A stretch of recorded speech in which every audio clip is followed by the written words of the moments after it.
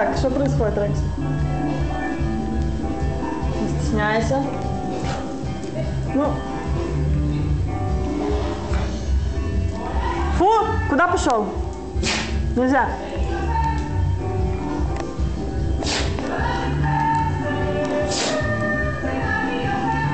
Дякую.